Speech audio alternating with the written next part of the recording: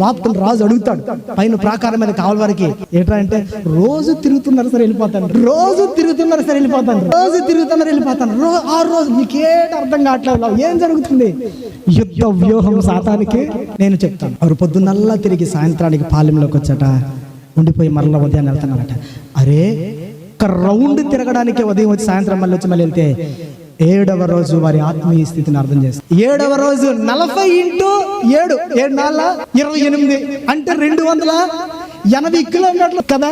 280 కిలోమీటర్లు 24 hours లో కాలి నడకన బోర ఆపకూడదు. గుండెలు పిండేసి ఈ మాటలు చదువుతుంటే 7 రోజులు 7వ రోజు బోర ఆగిపోయిందా, శబ్దం ఆగిపోతుంది. బోర స్వరం వినబడుతుంటే జనులు ఆ గోల ఆగిపోతుంది.